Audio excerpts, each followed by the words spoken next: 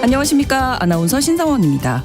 영국의 경제 전문지 이코노미스트는 2024년 경제 전망을 내놓으면서 올해는 스텔스플레이션 현상이 더 심해질 거라고 내다봤습니다. 스텔스플레이션이란 레이더에 잡히지 않은 스텔스 전투기처럼 각종 지표에 눈에 띄지 않는 방식으로 물가 상승이 이루어지는 것을 말하는데요. 예를 들면 그동안 무료로 제공하던 케첩이나 소스, 일회용 식기의 비용을 소비자에게 청구한다든지 항공업계에서 기내 담요를 제공할 때 돈을 내라고 요구하는 경우를 들 수 있겠습니다. 스텔스플레이션 외에도 슈링크플레이션, 스킨플레이션 등으로 상품 가격은 그대로인데 양을 줄이고 품질을 낮추는 현상도 계속될 전망인데요. 고물가 시대에 지갑이 얇아진 상황에서 각종 이 플레이션의 노림수에 당하지 않으려면 그 어느 때보다 현명하고 꼼꼼한 소비자가 돼야 할 것 같습니다. 오늘 아침 전해진 국제사회 뉴스는 잠시 후 헤드라인 뉴스로 정리해드리고요. 통신원 취재수첩에서는 다시 시작된 연금개혁 시위 관련 소식 등 프랑스 소식 전해드리겠습니다. 그리고 글로벌 이슈에서는 올해 대통령 선거를 앞두고 있는 베네수엘라의 정치 상황 살펴보겠습니다. 2월 5일 월요일 KBS 1라디오 신성원의 오늘 세계는 시작합니다.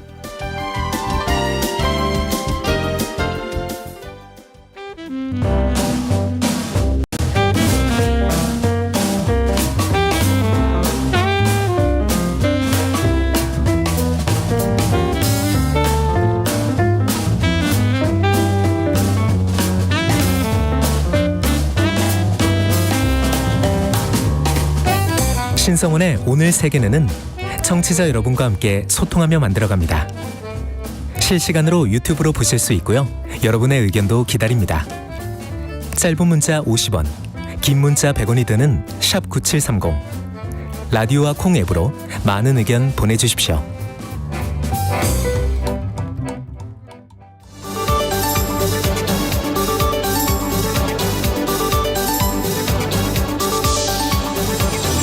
오늘 세계는 헤드라인 뉴스.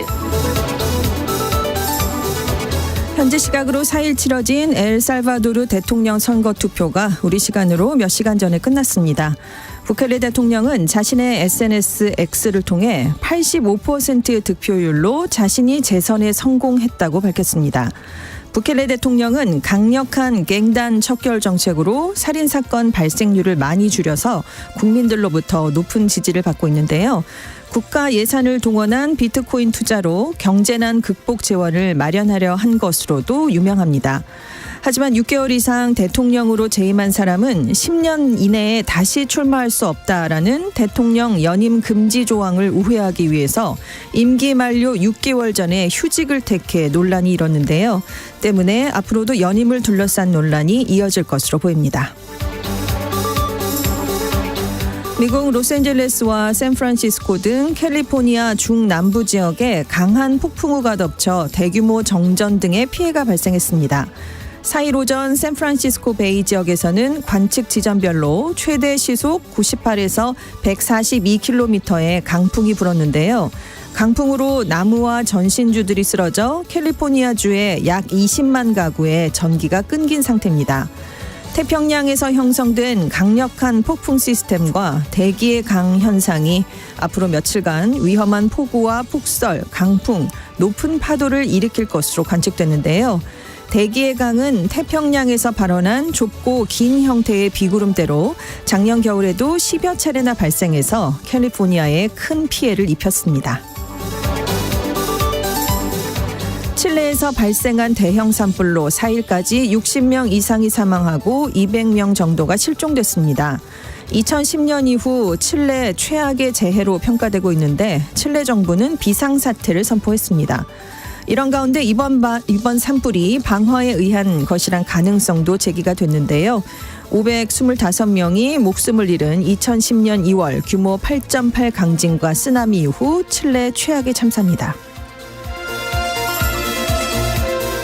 조 바이든 미국 대통령이 민주당의 첫 번째 공식 대선 경선지인 사우스캐롤라이나주에서 압승을 거뒀습니다. 뚜렷한 당내 경쟁자가 없어서 바이든 대통령 득표율이 96% 이상을 기록했는데요. 하지만 투표율이 4년 전보다 떨어졌고 흑인 청년층의 지지도 낮아진 점이 과제로 꼽히고 있습니다.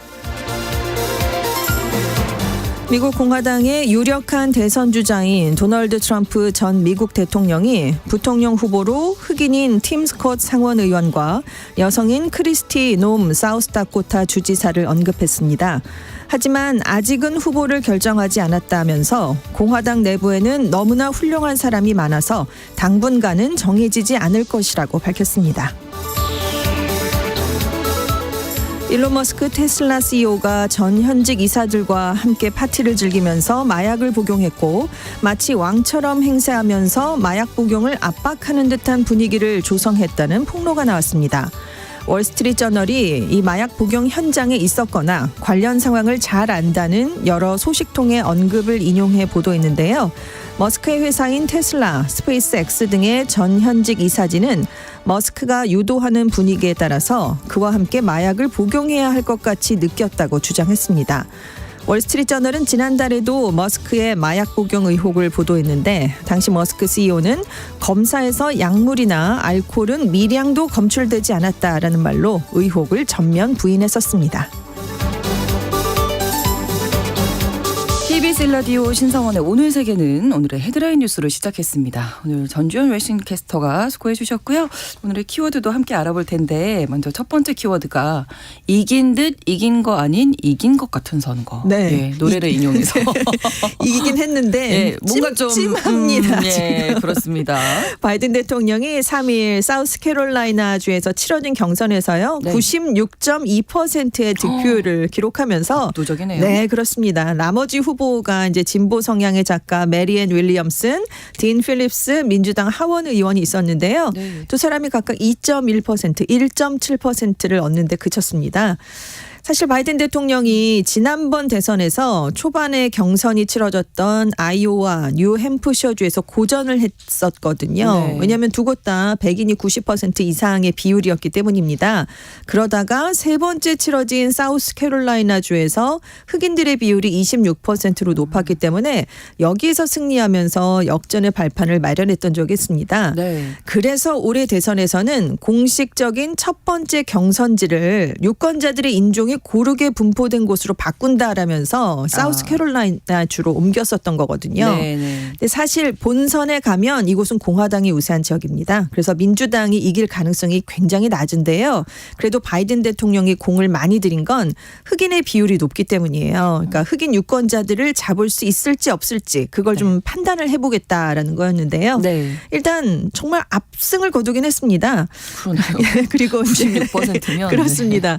하지만 전체 투표자 수가 13만 명에 불과했어요. 이게 4년 전보다 25% 수준으로 오. 뚝 떨어졌습니다. 네, 네. 흑인들이 또 대거 지지를 하긴 했어요. 그런데 청년층만 좁혀서 봤을 때는 예전보다는 비율이 많이 떨어졌습니다. 그러니까 마냥 승리했다고 지금 좋아하고 있을 만한 상황은 아니게 된 거예요. 그러네요. 그래서 AFP 통신은 트럼프든 바이든이든 유권자가 양극화된 상황에서 본선에서 이기려면 핵심 지지자들을 결집하는 게 중요하다라고 지적을 했는데요. 네. 지금 바이든 대통령은 이렇게 팽팽한 구도에서 전통적 지지층인 흑인층이 조금이라도 이탈하면 굉장히 불리해지게 됩니다. 그래서 네. 앞으로 지금 안아야 될 과제가 좀 많이 커졌습니다. 그렇습니다. 네. 이기긴 했지만 좀 앞으로 더 그렇죠. 지켜봐야 될 네, 그렇습니다. 결과인 것 같습니다.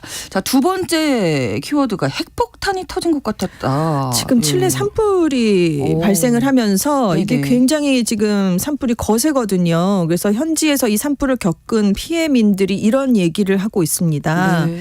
지금 이번 불이 2일에 중부에 있는 페뉴엘라 호수 보호구역 근처에서 먼저 시작이 됐어요. 근데 네. 지금 칠레에서 강풍이 불었고 날씨가 건조합니다. 그렇죠. 그래서 순식간에 이제 산불이 거세게 이제 바뀌게 됐는데 특히 토요일이었던 3일에 최대 풍속이 시속 60km까지 기록이 됐어요. 정말 강풍이 그렇죠. 불었거든요. 네네. 3일 현재 92곳에서 산불이 이어지고 있는 상황으로 보고가 됐습니다. 그래서 정부가 국가 비상사태 어제까지 선포를 했는데요.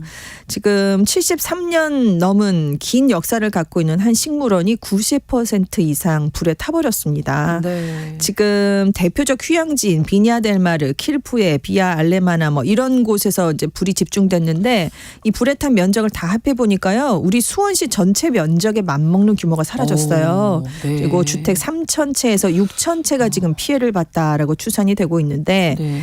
지금 이곳 중에 그러니까 화재가 거센 비냐델마르의 라스타블라스 지역은 이건 방화에 의한 화재가 아닐까라는 가능성까지 지금 나오고 있어서 당국이 좀 집중 수사를 하고 있는 상황입니다. 네네. 근데 칠레는 여름에 산불이 자주 나고 있어요. 작년에도 약 4,000제곱킬로미터의 면적이 불에 탄 적이 있습니다. 네. 그런데 이제 올해는 이 남미 서부 지역이 엘니뇨 영향을 받아서 불볕더위가 발생을 하고 있어서 불이 날 가능성이 훨씬 더 커졌어요. 그리고 이제 폭염에 가뭄, 강풍까지 겹치면서 사실 작은 불로 그칠 수 있는데 그게 큰 불로 확산이 되고 있습니다. 그렇죠. 네, 그래서 지난달에 콜롬비아에서도 약 170제곱킬로미터 이상의 숲이 파괴된 적이 있습니다. 그렇습니다. 이제 곧 우리도 이제 봄이 그렇죠. 오게 되면 네. 산불이 또 걱정이거든요. 건조해지니까요. 그렇습니다. 조심해야 될 것 같고요. 자, 세 번째 키워드는 무엇을 상상하든 그 이상일 것이다. 네, 트럼프 전 대통령이요. 네. 4일에 폭스뉴스 프로그램 썬데이 모닝 퓨처스와 인터뷰를 했습니다. 그런데 다시 집권하면 중국에 추가적으로 관세를 부과하겠습니까? 라고 질문을 받았는데 네. 해야 한다. 이렇게 얘기를 한 거예요. 그러면서 이제 최근에 워싱턴 포스트가 60%로 일괄 적용하는 걸 검토 중이다라는 보도를 내놨는데 정말 그럴 건가요? 라고 물었더니 아니다. 아마도 그 이상일 수 있다. 이렇게 대답을 한 겁니다. 답변이 항상 상상 그 이상인 것 같습니다. 근데 사실 60%도 초고율 관세거든요. 그러니까요. 우리가 깜짝 상상할 수 놀랐는데. 없는 수준인데 그렇죠. 그 이상일 수 있다라고 얘기를 한 겁니다. 네, 트럼프 전 대통령이 집권 시절인 2018년 6월에 500억 달러 규모의 중국산 제품에 25%의 관세를 부과했거든요. 그 이후에 미국과 중국이 서로 주거니 받거니 맞불 관세를 놨습니다. 그렇죠. 그래서 2020년에 양국이 합의할 때까지 이 관세 전쟁이 이어졌는데요. 현재 바이든 정부도 이 트럼프 행정부 시절의 관세를 상당 부분 그대로 유지하고 있는 상황이었어요. 그래서 이 트럼프 전 대통령이 진짜 제 집권에서 60% 이상의 관세를 부과하면 네. 사실상 중국과의 무역 디커플링 단절 기조를 의미하는 것이다. 이렇게 얘기가 나오고 있는데요. 네. 다만 트럼프 전 대통령이 항상 또 다른 얘기를 하잖아요. 무역 전쟁이 아니다라고 무역 전쟁인데 자기는 또 아니다라고 얘기를 하면서 나는 대통령 재임 시절에 중국과 모든 면에서 잘 지냈고 시진핑 중국 국가주석을 또 매우 좋아한다 또 이런 얘기를 해서 그럼 이게 앞뒤가 최소 60%는 아니어야 되는 거 아닐까요? 앞뒤가 좀 안 맞는 얘기를 많이 하고 있습니다. 어떻게 해석을 해야 할지 네. 아무튼 무엇을 상상하든 그 이상이 될 것 같습니다. 자, 네 번째 키워드는 이제 잠자리에 들 시간입니다. 누가 이렇게 일찍 네, 잠에 드나요? 미국의 Z세대 젊은이들인데요. 오. 월스트리트저널이 최근에 18세부터 35세까지의 Z세대 젊은이들이 건강을 위해서 밤늦게 놀기보다 9시에 일찍 잠자리에 드는 걸 택하고 있다라는 와. 보도를 내놨습니다. 9시에요? 젊은이들인데 그러게요. 그러니까 젊은이들이 이렇게 살아보니까 이렇게 수면 시간을 좀 적정하게 유지하는 게 건강하고 관련이 돼 있더라라는 걸 일찍 깨달았다라는 그러게요. 거예요. 이러기 쉽지 않잖아요. 네. 그러니까요. 그래서 한 미국의 침대 제조업체가 구매 고객 200만 명을 대상으로 조사를 해봤더니요. 네. 이 Z세대 고객이 지난달에 평균적으로 밤 10시 6분에 잠자리에 오. 들었답니다. 이게 작년보다 12분 빨라진 시간이었다고 해요. 그리고 수면 시간이 이제 평균 하루 수면 시간이 9시간 28분이었는데 이게 2010년에 20대 평균 수면 시간보다는 8%가 또 늘어난 그런 수치라고 합니다. 그래서 이제 실제로 이렇게 잠드는 한 대학생에게 물어봤어요. 네. 그랬더니 9시 이후에 좋은 일이 일어나지 않더라. 뭘 오. 하면 건강에 안 좋은 일을 했다는 거죠. 오. 뭐 술을 마시거나 뭐 너무 늦게 자거나. 그렇죠. 네. 그래서 매일 밤 9시 30분 전에 잠이 들기 위해 노력을 했는데 이렇게 했더니 훨씬 개운하더라라는 얘기를 했어요. 사실 그렇긴 하지 않아요? 그렇죠. 일찍 자면. 네, 좀 그렇습니다. 많이 자두면. 네. 가끔은 좋은데. 사실 9시 반 이후에 깨어 있다고 해도 네. 우리가 뭐 그렇게 생산적인 그렇죠. 일을 하는 건 아니거든요. 그리고 이제 한 25세 여성도 작년 11월부터 밤 9시에 잠드는 그런 습관을 가지게 됐는데 그러니까 스트레스랑 불안감이 굉장히 낮아졌대요. 그래서 이렇게 젊은 층이 늦게 저녁 식사를 하는 약속도 잡질 않게 되고 있거든요. 아니면 그렇겠죠. 예, 이렇게는 잠들 수가 없잖아요. 늦게까지 네네네네. 저녁을 먹으면. 그러니까 그 관련 산업이 또 영향을 받고 있어요. 그래서 식당 예약 건수가 오후 4시에서 6시 때 차지하던 비중이 31%로 2017년보다 비교했을 때 그때는 19%였으니까 훨씬 더 높아졌습니다. 저녁을 일찍 먹고. 네, 4시부터 6시 때에 당겨 먹고 네. 반면에 오후 6시부터 자정 사이에 있던 예약률은 굉장히 낮아졌다고 해요. 그래서 아예 한 술집이 낮에 식사하려는 사람들을 위해서 낮에 공연을 아예 땡겨서 하고 있다고 합니다. 네. 그리고 이제 새해맞이 카운트다운 행사를 작년에 오후 8시에 연 술집이 있대요. 근데 대기자만 200명이었다고 합니다. 그래서 전문가들은 예전보다 사람들이 수면에 대해서 조금 과민해진 것 같긴 하다. 새벽 3시 전에 일어나야 하지 않는 한 일찍 잠자리에 드는 게 뭐 그렇게 큰 이점은 없는데 네. 다만 일정하게 취침 시간을 유지하는 거, 그렇죠. 네, 수면 시간을 일정하게 유지하는 건 굉장히 좋다라는 그런 권고를 내놨습니다. 네, 무엇보다 이제 Z세대라고 하면 20대 네, 그렇죠. 뭐 아니면 30대 네네. 초반까지인데 네. 이 젊은이들이 이렇게 9시에 잠자리 든다는 게 약간 충격적이네요. 그렇죠. 할 일 하고 싶은 일이 참 많을 네. 텐데 지켜보겠습니다. 네. 다섯 번째 뉴스는 키워드를 날강도에 이어서 이번엔 매강도라고. 네. 아마 다 뭔가 메시, 그 얘기구나. 예. 네, 그 얘기 짐작하실 것 같은데요. 축구 얘기인데. 네. 예. 리오넬 메시가 4일에 홍콩에서 인터 마이애미와 홍콩 프로축구 올스타 팀의 경기가 이제 친선 경기가 열렸는데요. 네. 햄스트링 부상을 입었다라는 이유로 경기에 1분도 출전을 하지 않았고요. 벤치에 앉아만 있었습니다. 그래서 중국 현지 매체 펑파이가 5일에 사설을 통해서 중국 팬들을 존중해달라. 우리는 일부 사람들의 돈벌이 도구가 아니다라면서 호날두와 메시를 함께 비판했습니다. 네. 이날 메시가 안 나오니까 뭐 우리도 겪어봤잖아요. 그렇죠. 네, 네, 야유하는 팬들이 늘어났고 환불해라 이런 목소리가 굉장히 커졌는데요. 사실 인터 마이애미가 이 경기가 있기 전에 사흘 동안 공개 훈련을 했습니다. 네. 그때 4만 명에 가까운 관중이 그때도 모여들었어요. 그런데 메시가 경기가 시작됐는데 벤치에만 쭉 앉아 있고 심지어 워밍업도 하지 않는 모습을 보여주니까 이건 굉장히 불명예스러운 투어였다라고 이제 매체가 지적을 한 건데 뭐 많은 팬들이 왜 왔겠어요. 메시 그러니까요. 보고 싶어서. 더군다나 이거 굉장히 했을 텐데. 비쌌거든요. 그렇죠. 입장권이요. 그런데 이제 지난달에도 호날두가 소속팀 알 나스르와 함께 중국을 방문해서 친선 경기를 가지려고 했는데 이게 알 수 없는 이유로 경기 자체가 직전에 무산이 됐습니다. 그래서 호날두가 기자회견을 해서 중국 팬들에게 사과를 하는 그런 일도 있었어요. 그래서 이 펑파이는 인터 마이애미 알 나스르가 지난달부터 과도하게 월드 투어 스케줄을 진행했다. 그래서 메시와 호날두가 그 와중에 지쳤다라고 비판을 했는데 부상을 입고 경기에 나서지 않는 이 두 선수를 향해서 픽업 트럭에 끼어서 강제로 장사를 하는 것 같다. 뭐 이렇게 비유를 하면서 비판을 하기도 했습니다. 네. 하지만 살인적인 일정 물론 이해를 하고 피곤한 것도 이해를 하지만 그렇죠. 유럽보다 지금 훨씬 더 높은 연봉을 받고 미국과 사우디에서 뛰고 있거든요. 네. 이들에게 이렇게 했다면 경기 출전은 의무가 아니냐. 엄청난 혜택을 누리지만 그 동시에 상응하는 출전 의무도 있는 게 아니냐라는 비판을 내놨습니다. 특히 그 어린이 네. 이 팬들. 예, 팬들 네. 꿈나무들이죠. 그렇죠. 지금 네. 꼭 보고 싶었는데 그렇죠. 너무 실망했을 것 같고요. 그렇습니다. 이런 약속은 조금 네. 지켜주면 좋겠습니다. 뭐 한 5분이라도 좀 띄워주면. 그러니까요. 아니면 계약을 좀 철저하게 맺어서 네네. 네, 경기장에 나오지 않으면 이게 뭐 무산이 될 것이다라는 뭔가 이렇게 계약을 해야 되는데 그냥 일방적으로 무리하게 스케줄을 만들어 놓고 또 이렇게 해서 팬들을 실망하게 만드는 이런 건 벌어지지 않아야 될 것 같습니다. 그렇습니다. 네. 자, 여섯 번째 키워드가 도우미가 아니라 돌봄에 대상이라고 네. 하셨는데요. 뉴욕시에 로봇 경찰이 있었는데요. 네. 애물단지가 되면서 결국 조기에 해고됐습니다. 로봇 경찰이. 네, 뉴욕 경찰이 뉴욕 맨해튼 지하철역에 그동안 로보캅 경찰 로봇 K5를 운영해서 배치를 해서 운영해 왔거든요. 네네. 근데 계약 기간이 아직 남아 있는데 이 로봇이 배치를 했는데 계단을 내려가지 못해요. 그렇겠죠. 아직 그 정도로는 발달이 안 됐으니까. 우리 왜 식당에 가면 서빙하는 로봇이 네, 오잖아요. 네, 네, 네. 그리고 공항에 가면 로봇들이 돌아다니고 네. 그 모습이거든요. 여러분이 아시는. 그러면 계단은 좀 어렵겠네요. 힘들죠. 많이 네. 힘들죠. 그러니까 구석에 그냥 혼자 이렇게 서 있는 경우가 많았다고 해요. 그런데 이제 혼자 두면 고장이 날 수 있잖아요. 사람들이 마구 그렇죠. 터치를 할 수도 있고.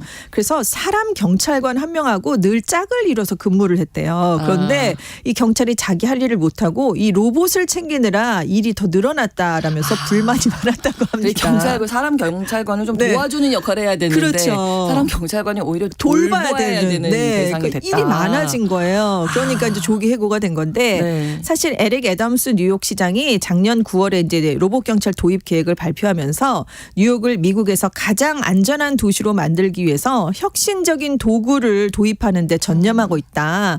그 대표적인 게 로봇 경찰 K5다라고 발표를 했었는데 네. 이게 실제 운용을 해보니까 성과가 없었던 겁니다. 그래서 사실 이제 이게 타임스스퀘어역에서 잘 운용이 됐으면 뉴욕시 전역으로 사업을 확대하려고 했거든요. 네, 그런데 네. 이게 결국 기대에 못 미치면서 운영한 지 4개월 만에 계획을 접게 됐습니다. 그래서 이게 어느 정도의 성능이 있었냐면 최고 속도가 사람의 보행 속도랑 비슷한 시속 4.8km로 운영이 됐고 네. 그리고 별도로 조종하지 않아도 긴급 상황이나 범죄가 발생하면 영상을 네. 자동 녹화도 하고 신고도 가능하게 하고 사실 기대를 모을 만한 장점은 충분히 그러네요. 있었거든요. 네, 네. 그래서 처음에는 기능은, 그래서 네. 사람들이 굉장히 좋아했대요. 셀카도 굉장히 많이 찍고. 그래서 근데 조금 크기가 있기는 있네요. 네, 그렇습니다. 지금 키가 159cm, 몸무게가 180kg이었거든요. 그래서 이 로봇은 사람과 다르게 밥을 먹지 않아도 되니까 좋다라고 했는데 사실 알고 보니까 충전하러 밥을 먹으러 너무 많이 갔대요. 그래서 많이 먹더라. 아이고. 그래서 얘를 활용할 수 있는 새로운 방법을 찾아보겠다는 게 뉴욕 경찰 측의 입장이지만 네. 다시 나오겠나라는 좀 약간 불투명한 전망이 벌써부터 나오고 있고요. 네. 무엇보다 비판을 받은 사안이 또 하나 있는데 네. 로봇 감시를 받는 게 불편하셨던 분들이 계셨대요. 왜냐하면 카메라로 계속 지켜보고 그렇죠. 있잖아요. 이건 인권 침해를 할 수 있는 우려가 있다라고 인권단체가 계속 주장을 했었고 네. 경찰이 감시하는 기술에 뭐 이렇게 너무 편의를 봐주는 게 아니냐라는 지적도 있었다고 해요. 그래서 뉴욕시가 로봇의 안면 인식 기능은 빼기도 하고 이렇게 여러 가지 우여곡절이 있었는데 네. 결국은 퇴출이 됐습니다. 그렇습니다. 뭔가 좀 보완이 좀 그렇죠. 돼서 네네. 이 기능을 잘 이용할 수 있는 쪽으로 네. 보완이 돼야 할 것 같습니다. 오늘의 헤드라인 뉴스와 키워드까지 외신캐스터 전주현 씨와 함께했습니다. 고맙습니다. 네, 감사합니다. KBS 일라디오 신성원의 오늘 세계는 1부 마무리하고 2부에서 통신원 취재 수첩으로 이어가겠습니다. 11시 30분부터 일부 지역에서는 해당 지역 방송 보내드리고요. 제인 버킨의 노래 Yesterday, Yesterday 전해드립니다. Yesterday like any day, alone again for every day seemed the same sad way to pass the day. The sun went down without me, suddenly someone else has touched my shadow. He said hello. Yesterday, yesterday like any day, alone again for every day seemed the same sad way. He tried to say, what did you do without me? Why are you crying alone on your shadow? He said, I know. Yesterday, yesterday like any day, alone again for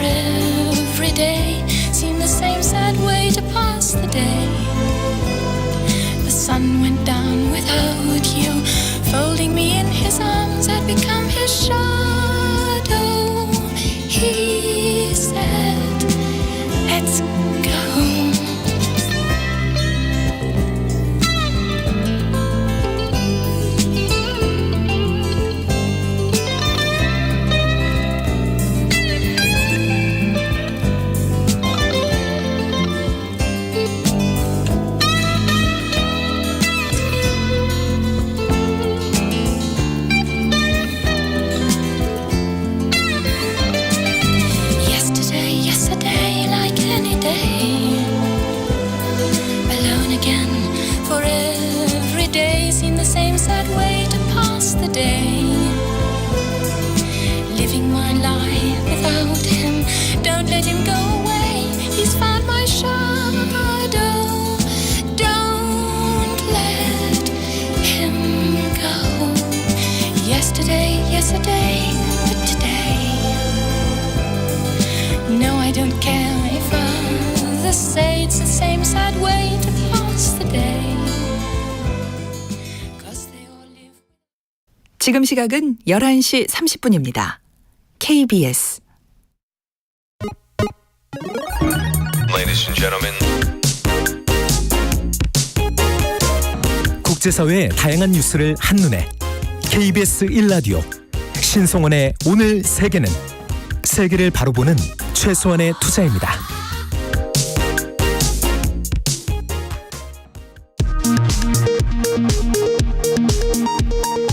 이 시각 라디오 정보센터 뉴스입니다.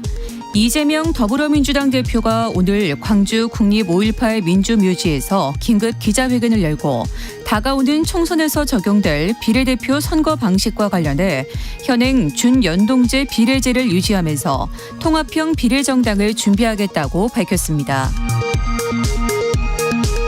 한동훈 국민의힘 비상대책위원장은 이재명 더불어민주당 대표가 준연동제를 유지하겠다고 밝힌 것에 대해 그 제도는 왜 그렇게 계산되어야만 하는지에 대한 논리적이고 필연적인 근거가 없다고 비판하고 이게 민주주의인지 묻고 싶다고 밝혔습니다.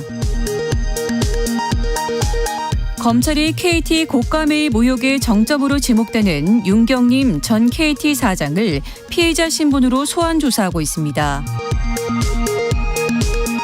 1979년 12.12 사태 당시 국방부에서 초병 근무 중 반란군에 대항하다 전사한 고 정선혁 병장의 유족들이 국가를 상대로 제기한 손해배상 소송 선고가 오늘 나옵니다.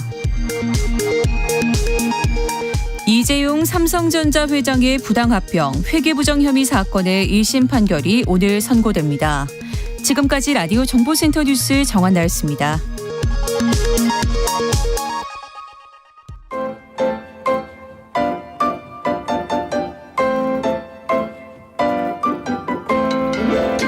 통신원 취재 수첩.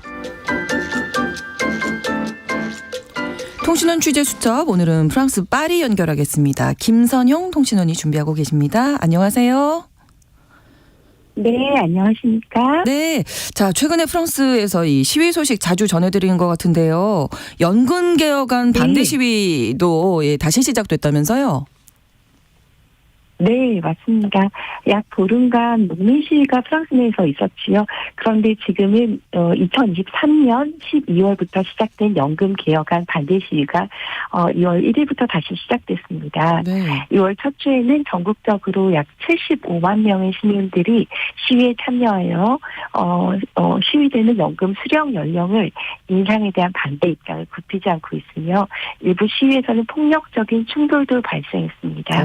에마뉴엘 마크롱 대통령은 연금 개혁안의 필요성을 강조하면서 국민과의 소통을 이어갈 것을 밝혔지만 시위 진압보다는 개혁안 수정 혹은推 가능성에 대한 논의가 제기되고 있습니다. 네, 아무튼 원만하게 좀 잘 처리되기를 기대를 해보고요. 자, 그리고 올림픽 관련해서 2024년 파리 올림픽 티켓 판매가 시작됐다고요? 예. 지난주 2월 1일부터 파리올림픽 경기 티켓 판매가 시작됐습니다. 네. 개막식, 폐막식, 육상 경기 등 인기 종목은 티켓이 빠르게 매진되고 있으며 이외에도 다양한 종목 티켓을 구매할 수 있습니다. 하지만 티켓 가격이 비싸다는 불만도 제기되고 있으며 일부 종목 티켓은 아직 판매가 시작되지 않아 관심을 모으고 있습니다. 그렇군요.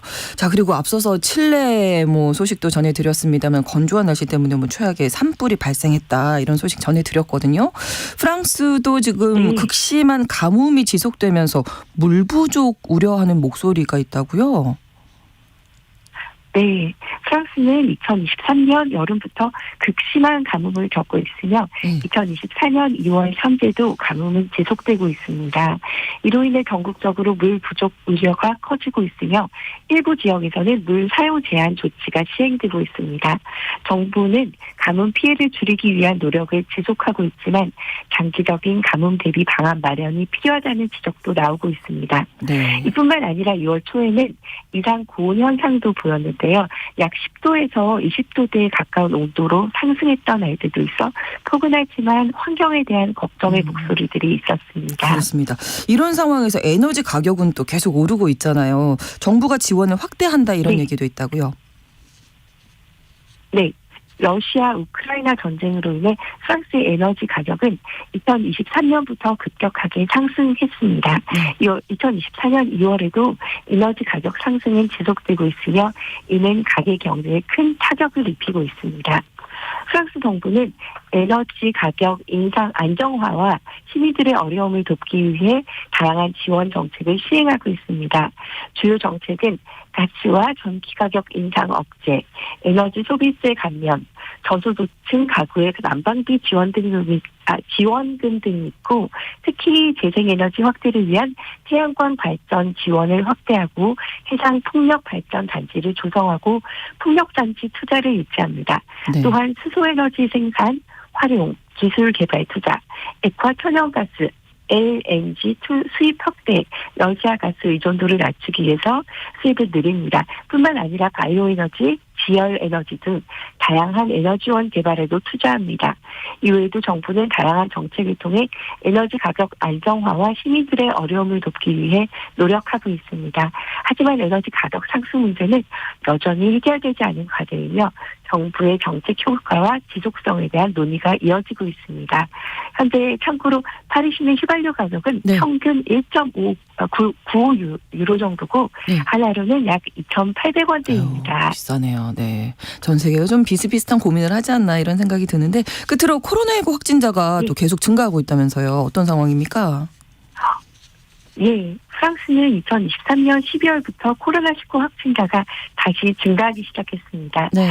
지금 2월에도 확진자 증가세는 유지되고 있으며 이는 의료 시스템에 부담을 주고 있습니다. 정부는 백신 접종 및 마스크 착용 권고 등 방역 조치를 지속하고 있지만 확진자 증가세를 억제하기 위한 추가적인 방역 조치 필요성에 대한 논의가 이어지고 있습니다. 네, 뭐 독감, 코로나 한국에서도 많이 유행하고 있습니다. 건강 조심하세요. 오늘 소식 감사합니다. 감사합니다. 네, 프랑스 파리에서 김선영 통신원이었습니다.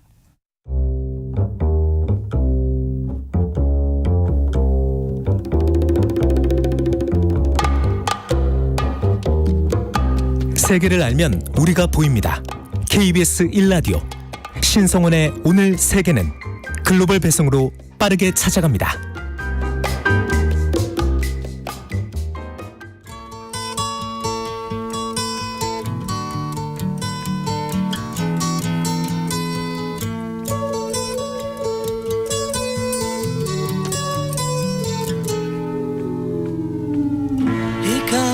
올해 대통령 선거를 앞둔 베네수엘라에서는 야권 지도자의 출마 자격을 박탈하고 후폭풍이 거세게 일고 있습니다.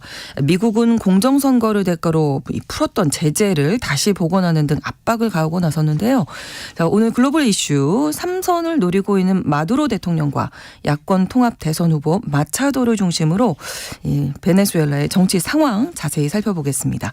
오혜리 국제전문기자와 함께하겠습니다. 어서 오세요. 네, 안녕하세요. 자, 일단 뭐 베네수엘라 하면은 뭐 차베스도 네. 떠오르고 정치적으로는 네. 미인이 많은 나라. 맞아요. 이런 생각도 미인이 많죠. 드는데 어떤 나라인지 먼저 좀 살펴볼까요? 네, 베네수엘라는 남미 대륙 북쪽에 있는 국가입니다. 네. 수도는 카라카스고요. 네. 동쪽으로는 가이아나가 있고 남쪽으로 브라질, 또 서쪽으로 콜롬비아하고 국경을 접한 나라입니다. 네.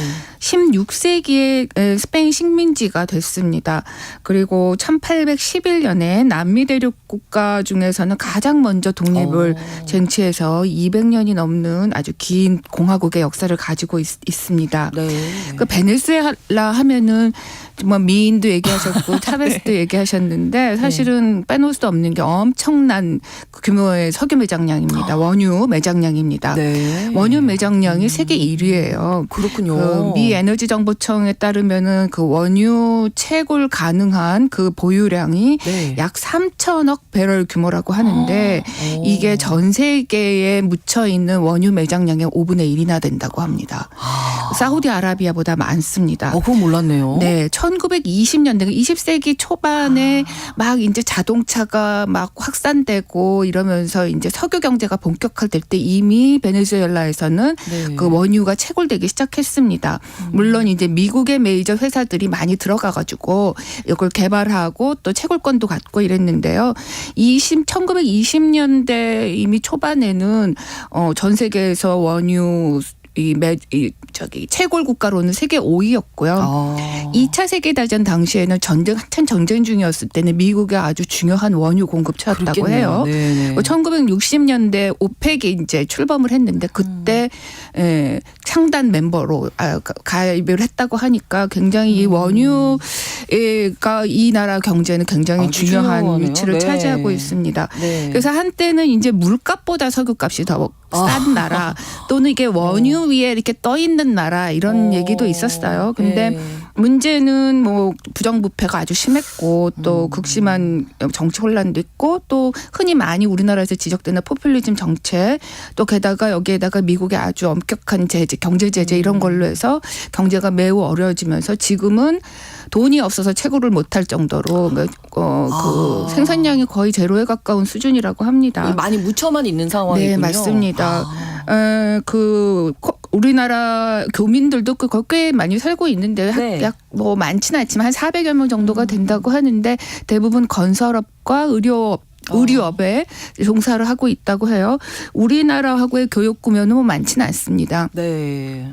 지난해에 약 3천만 달러 정도니까 우리 돈으로 약 40억 원 정도쯤 되니까 많지는 않죠. 10년 전이 2013년에는 4억 달러가 훨씬 넘어가지고 그래도 좀 꽤 규모가 됐는데 그 이후 이제 베네수엘라 경제가 나빠지면서 교육 규모가 확 줄어서 그 당시하고 비교하면 한 10분의 1 정도로 줄었죠. 그렇군요. 경제뿐만 아니라 정치 상황도 지금 좋지 않아서 사실 쿠데타도 여러 번 겪었잖아요. 예, 그렇습니다. 쿠데타를 여러 번 겪었습니다. 1999년에 네. 군인 출신이 우고 차베스가 대통령에 당선돼서 2013년에 암으로 사망할 때까지 14년 동안 재임했습니다. 그 이후에는 그 당시 부통령이었던 니콜라스 마두로가 뒤를 이어서 네. 현재까지 대통령으로 있어요. 근데 2018년에 그 마두로 재선을 노린 대선이 치러졌는데 네. 당시에 굉장히 부정선거 의혹이 컸습니다. 그래서 이제 정치 혼란이 굉장히 극심하게 벌어졌고 네. 지난해 말까지 무려 4년 동안 대통령이 2명이 동시에 재임하는 아주 정치적으로 이례적인 상황이 벌어졌었죠. 대통령이 어떻게 2명이 가능할까요? 맞아요. 그런데 그 발단은 제가 말씀드린 2018년 그 대선을 둘러싼 그 논란이었어요. 이제 이게 여론이 들끓자 당시에 국회의장이고 또 야권 지도자였던 사람이 후안 과이도라고 있는 사람이 있었습니다. 네. 이 사람이 이제 당시에 이 반정부 여론을 뒤에 업고 그러면 내가 임시 대통령을 하겠다고 나서면서 본인 임무로 네, 진짜. 2명이 됐습니다. 근데 이 체제가 꽤 길게 유지됐던 이유는 미국 등 이제 서방의 지원이 있었습니다. 미국이 이제 이 마두로 정권 차베스 때부터 이어져 온 이 마두로 정권을 내보내기 위해서 한 60여 개국이 이 후안 과이도 정부를 인정해 줬거든요. 그러면서 이제 충돌이 계속이 됐고 심지어 이 과이도는 마두로를 확실히 내쫓겠다라고 해서 군부 자신을 지지하는 군부와 손을 잡고 소규모의 쿠데타도 일으켰어요. 근데 이 베네수엘라는 약간 아이러니한 게 보통 쿠데타는 이제 민주 체제를 탈취하려고 하는 군부 세력들이나 아니면 독재의 그렇죠. 성향을 가진 사람들이 하잖아요. 네네. 근데 이 베네수엘라에는 좀 아이러니하게도 민주주의를 내세우는 야권 지도자들이 또 가끔 이렇게 군부와 손을 잡고 쿠데타를 일으킨 적이 있습니다. 그런데 이 쿠데타는 성공은 하지 못했고요. 야권이 뭐 사실상 그때 이후로는 힘을 좀 급격하게 잃게 됐고 있고 네. 2022년 말에 여대 야소 의회가 그 결국에는 임시정부 체제를 이제 해체하겠다라고 하는 해산안을 가결하면서 과이도는 이제 물러나게 됐습니다. 올해 초에 물러났고 그렇군요. 지난해 초에 지난해 2023년에 예, 2023년 4월쯤에로 제가 기억을 하는데 미국으로 사실상 망명을 했습니다. 그래서 현재까지 아마 플로리다에서 거주하고 있는 걸로 알려져 있습니다. 네. 그러다가 이제 올해 대통령 선거가 치러지잖아요. 이 부분에서도 지금 논란이 많다면서요. 예, 그렇습니다. 대선일은 아직 정확하게 정해지지는 않았는데 네. 내년 1월 10일 에는 새 정부가 출범해야 되기 때문에 올해 하반기에는 치러질 것으로 보입니다. 네. 마두로가 3선을 노리고 있고 현재는 성공할 가능성이 커 보여요. 뭐 약간 러시아 선거랑 좀 비슷한 분위기이죠. 네. 대통령 임기는 현재 6년인데 중임 제한이 철폐됐기 때문에 계속 이제 뭐 계속 선거에서 승리할 수 있으면 계속 중임을 할 수 있습니다. 가장 지금 큰 논란은 야당 통합 대선 후보인 그 마리아 쿠리나 마차도라고 하는 사람이 있는데 네. 이걸 출마를 지금 금지 처분을 당했습니다. 네. 지난해 6월이었는데 베네수엘라 감사원이 이 마차도 당시인데 그때는 예비 후보였어요. 이 예비 후보가 과이도의 그 임시정부 체제에서 손을 잡고 뭐 여러 가지 부정부패를 했다라고 하면서 이 사람은 15년 동안 공직에 지출할 수 없다라고 하는 처분을 내렸거든요. 네네. 근데 최근 들어서 대법원이 이 감사원의 결정이 합법적이다라고 다시 재확인을 해주면서 결국에는 마차도가 지금 야권 통합 후보로 출마할 수 있는 길은 막힌 상태이죠. 마차도가 어떤 인물인지 궁금합니다. 예, 여성이에요. 네. 1967년생이니까 만 56살입니다. 저명한 철강 사업자인 아버지하고 심리학자인 어머니 사이에서 태어났고 미국에서 예일대학에서 유학한 경험도 있습니다. 젊은 시절부터 사회봉사 활동을 많이 해가지고 뭐 사회사업 분야에서 꽤 이제 이름을 날리다가 결국에는 이제 정계에 진출해서 국회의원이 됐습니다. 2012년에도 대선 출마를 하려다가 이제 그 불발된 적이 있고 2014년과 2017년에 마두로에 반대하는 시위를 앞장서서 이끌어가지고 국내에서 굉장히 주목받는 정치인이 됐습니다. 그래서 일각에는 이 여성을 철의 여인이라고도 부르는데 뭐 아버지가 철강 사업자였기 때문에 이런 개인적인 인연도 있겠지만 워낙 그 당시 시위에서 아주 강인한 의지로 그 시위를 이끌었기 때문에 또 이런 별명도 붙게 된 것 같습니다. 네. 자, 그러면 감사원에서의 출마 금지 결정이 지난해 6월에 내려졌는데 야권 통합 대선 후보로 당선된 시점은 그 이후인데. 네, 10월이요. 네. 그러면 어떻게 대통령 후보로 선출이 된 건지. 예, 사실 그 지난해 10월에 그 마두로 정부하고 여당이 그 야당 대표단하고 그 이제 2020년에 치러질 대선을 좀 잘 치러보자라고 손을 잡았어요. 합의를 했어요. 그래서 이제 그렇다면 이제 공정한 자유 선거가 보장받을 수 있는 길이 열렸기 때문에 그런 분위기 속에서 야권에서도 그러면 이제 같은 2023년 10월에 네. 이 이제 경선을 치렀는데 여기서 이제 마차도가 당선이 된 거죠. 무려 득표율이 90%가 넘었다고 합니다. 그래서 여기에서 이제 이런 분위기가 무르익으니까 미국도 당시에는 베네수엘라에 대한 그러면은 제재도 좀 풀어주겠다라고 해가지고 네. 일부 제재를 풀어줬습니다. 그런데 이제 평화적인 정권 교체가 될 가능성이 있기 때문에 미국도 이제 그거를 기대했겠죠. 당시에는 지난해 10월이었으니까 하마스 이스라엘 전쟁이 막 발발했던 당시였잖아요. 그래서 이제 그렇게 된다면은 베네수엘라에서 생산되는 원유가 좀 더 이제 수출할 수 있는 길이 좀 생기게 되니까 그런 기대감도 높아졌고요. 그래서 한때는 원유가가 좀 하락하는 그런 효과도 불러오기도 했습니다. 전쟁이 발발했음에도 불구하고. 네. 자, 그런데 이번에 이 제재를 다시 복원했다고요? 네, 그렇습니다. 이제 그 아까 말씀드린 대법원 판결이 아무래도 가장 결정적인 원인이 된 것 같아요. 그렇겠네요. 이 제재를 풀어준 미국의 조치는 6개월간의 한시적인 조치였습니다.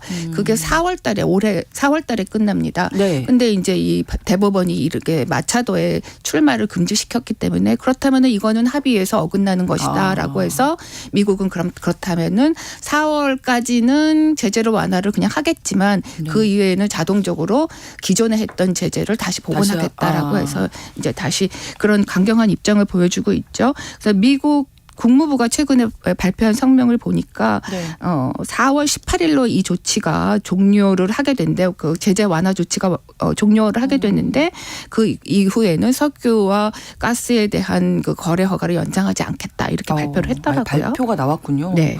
자, 이에 대해서 반응이 어떻습니까? 뭐 정부에서 당연히 강하게 반발하고 네, 있겠죠. 아무래도 네. 강경한 반응을 보냈습니다. 네, 그 네. 베네수엘라 부통령이 소셜 미디어에 통해서 그 메시지를 내놓은 걸 보니까 뭐 우리 경제에 대한 침략이다 이렇게 얘기를 했고요. 또 주목할 만한 거는 이제 베네수엘라 정부하고 그동안에 미국이 조금 분위기가 완화되면서 네. 그 미국 안에 있는 베네수엘라 불법 이민자들이 꽤 많거든요. 그러면 이분들을 이제 합법적으로 다시 귀국시키겠다라고 두 나라가 합의를 했어요. 네. 그랬는데 이제 그런 분위기가 이제 깨지면서 베네수엘라는 그렇다면은 미국에 들어가 있는 우리나라의 불법 이민자들을 데려오는 조치 이제 중단하겠다 이렇게 또 보복 조치라고 할까요? 이렇게 발표를 했습니다. 아시다시피 미국은 이 불법 이민자 문제가 굉장히 예민한 문제잖아요. 그렇죠. 그리고 대선을 앞둔 상황에서는 양당 모두 이 불법 이민자 문제를 어떻게 처리할 것인가가 굉장히 유권자의 표심을 좌우하는 이슈 중에 하나입니다. 미국도 대선을 앞두고 있기 네, 때문에. 그렇습니다. 네. 그거를 노려서 아마 베네수엘라 정부는 미국의 약한 부분들을 건드리는 보복 조치를 하게 된 것 같아요. 네, 그러니까 미국이 베네수엘라에 굉장히 관여를 많이 하네요. 정치적으로도 예, 경제적으로도. 그렇습니다. 뭐 그 대부분 이제 미국과 거리상으로 굉장히 가깝잖아요. 그렇죠, 그래서 뭐 그렇죠. 미국의 뭐 뒷마당 또는 앞마당 이렇게 얘기도 하기도 하고 뭐 원유도 많이 갖고 있지만 네. 사실 냉전 체제 때는 지정학적으로도 굉장히 중요한 국가였기 때문에 여러 차례 이 베네수엘라 이 정치 상황에 개입한 적이 많아요. 지금도 역시 마찬가지라고 할 수 있겠고요. 그렇군요. 마차도의 반응이 궁금합니다. 지금 이제 금지 당했잖아요. 나올 수 없다 대선에. 예, 현재 상황으로는 나올 수도 없는데 어쨌든 미국이 또 제재로 압박을 하고 있고 그래서 아직은 완전히 가능성을 접은 것 같지는 않습니다. 그래요? 투표용지에 내 이름이 없다면은 선거가 제대로 치러질 수 없다라고 얘기를 하면서 이제 뭐 대권 경쟁에서 물러나지 않겠다라는 뜻을 재확인을 했습니다. 네. 그래서 뭐 자신은 베네수엘라 국민들 다수로부터 지지를 받고 있다라고 해서 자신감을 또 나타나고 있어요. 네. 근데 현재 상황으로 보면은 이제 법적으로는 출마가 좀 어렵지 않을까라는 생각이 들어요. 예, 러시아에서도 제가 지난주에 말씀드렸지만 나데진이라고 하는 그 야권 통합 후보가 지금 나오기가 좀 어려운 상황이라는 얘기가 들리고 있죠. 일부 서명의 좀 위조 또는 뭐 오류가 있다라는 이유로 법적으로는 뭐 못 나올 수도 있대. 예, 안 채워졌다. 안 채워졌을 수도 있다라는 지금 가능성이 있는데 마차도도 현재 상황으로는 나오기는 좀 어려울 것으로 보여지고 네. 또 그렇다면 이제 마두로의 승리가 마치 푸틴의 승리가 기정사실화된 것처럼 뭐 그런 쪽으로 흘러가고 있는 걸로 보여집니다. 네. 하지만 뭐 지금 상황에서는 이 대선 자체보다도 대선 이후의 상황에서 네. 베네수엘라 국민들의 저항이 어떻게 나타날지가 좀 더욱 주목이 되고요. 네. 그 상황에 따라서 베네수엘라의 정치 상황에서도 급변하는 일이 벌어질 가능성도 완전히 배제할 수는 없을 것 같아요. 그럼 미국과의 관계가 앞으로는 그럼 어떻게 될까요? 베네수엘라. 미국과의 관계는 지금 현재로서는 뭐 개선되기는 어려울 것으로 보여집니다. 그래서 그런지 최근에는 중국과 좀 더 가까워지려고 하는 분위기가 있어요. 마두로 대통령이 지난해에 중국을 직접 방문을 했습니다. 꽤 오랜만에 중국을 방문한 것으로 알고 있는데요. 네. 또 이렇게 베네수엘라하고 중국에 가까워지는 분위기는 상당히 미국의 신경을 거슬리는 그렇죠. 행보가 될 그렇겠죠. 것으로 보여집니다. 네, 여기 요렇게 편을 먹었다가 요렇게 했다가 어떤 상황에 따라서 네, 이렇게 그렇습니다. 달라진 게 또 세계적인 정세가 아닌가 또 많이 배우게 되는 것 같습니다. 네. 글로벌 이슈 코너에서 오늘 베네수엘라 대선을 앞두고 있는 베네수엘라 정치 상황 자세히 설명해 드렸습니다. 오혜리 국제전문기자와 함께했습니다. 오늘 고맙습니다. 네, 감사합니다. 네, 오늘 이 시간 마무리하면서 아바의 노래 The Winner Takes It All 전해드리겠습니다. KBS 1라디오 신성원의 오늘 세계는 내일 오전 11시 5분에 다시 오겠습니다. 고맙습니다.